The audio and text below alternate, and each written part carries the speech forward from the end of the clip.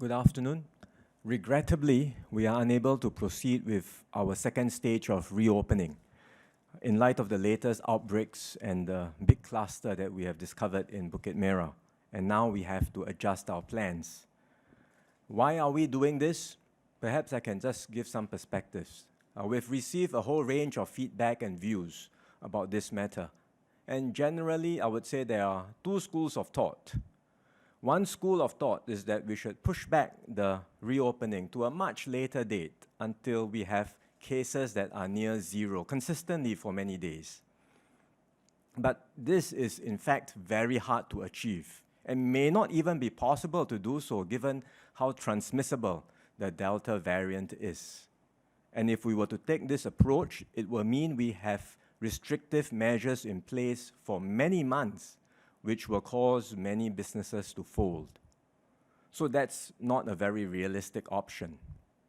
Another school of thought is that, well, you say that this is going to be endemic. Our infection rates in Singapore are very low compared to many other places which have already opened up more aggressively. And on top of that, we already have vaccines in place now. So let's just proceed as planned to continue to ease up and relax measures and not overreact to each and every new cluster.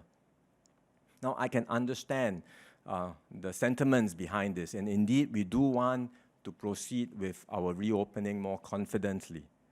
But our vaccination rates currently are still not high enough to provide sufficient protection.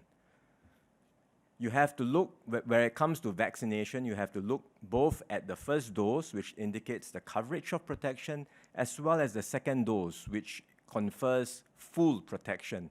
And as you heard from Minister Ong Ye Kung just now, our rates are 49% for first doses and 35% for full vaccination. And that's not high enough, particularly the full vaccination rates. Our vaccine coverage for the vulnerable groups, the elderly, it's not bad.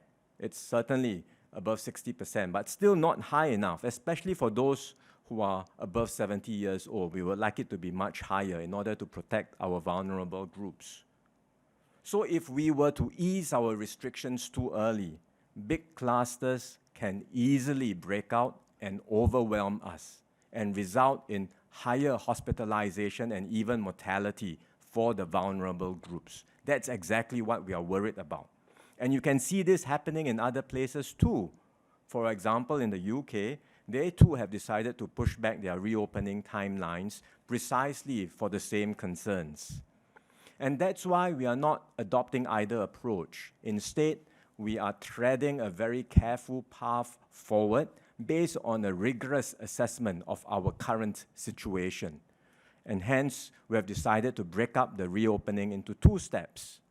And our main objective with this staged reopening is to buy time so that we can continue to speed up our vaccination program. What are the two stages of our reopening? The first stage will proceed on 21st of June, and we will allow all the higher risk activities that have mask off, like F&B dining and gyms and fitness centers. We will allow all of that to resume, but with the additional restriction that group sizes in these settings have to be limited to 2 persons. On top of that, we will put in place strict safe management measures across these higher risk settings. For example, where it comes to F&B establishments, no recorded music will be allowed. There will be restrictions on video screening, TV screening, and live entertainment in F&B outlets. The 1 meter safe distancing rule has to be strictly complied with. So it's not 1 meter between tables, but 1 meter between groups of diners, and that has to be strictly complied with. And all patrons must keep their mask on at all times, except when eating or drinking. We will have enforcement officers going around to check and will take strict enforcement actions against any establishment that breaches these rules, because they will really put everyone at risk. In addition, as we had announced before, we will be putting in place a system of regular testing for workers in these higher risk settings using the rapid antigen test kits. Most of such testing can be done through a system of self-swabs by the employees themselves and supervised by their employers. So we will be training supervisors to do this. We will have programs ready to train supervisors how to go about setting up this system in their respective organizations, and the test kits will be made available for this purpose. There will be a few small businesses who may not be able to organize these self-swabs because they do not have the scale or the capabilities to do so. So we will set up quick test centers for them, right, so that the people can go there and get themselves tested too. But for the most part, we would envisage that most of the testing will be done through self-swabs, but supervised by employers. And we will get this going from next week onwards and scale up progressively. So that's the first stage of the reopening. The second stage will happen around mid-July. By then, we expect that the system of regular testing will be in place across these higher risk settings. We expect that our vaccination rates will be higher, and then we can allow group sizes to increase to 5 persons.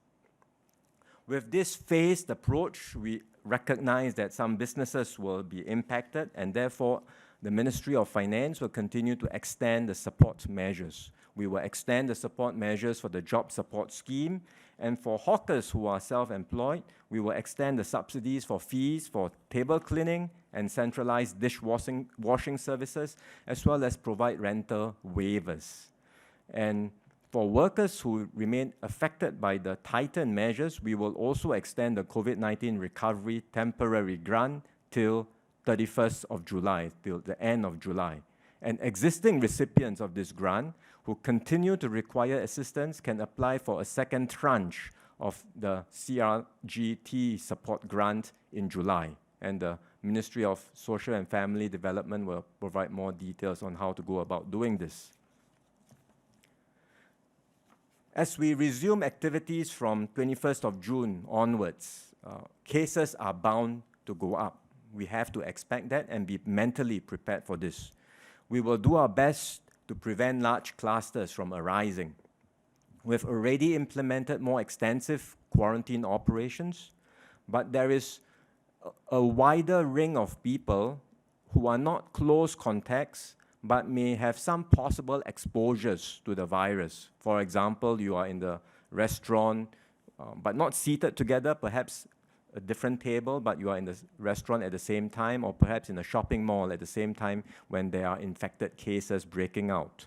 So we will implement a new testing process for wider ring fencing and to help curb the spread of the virus.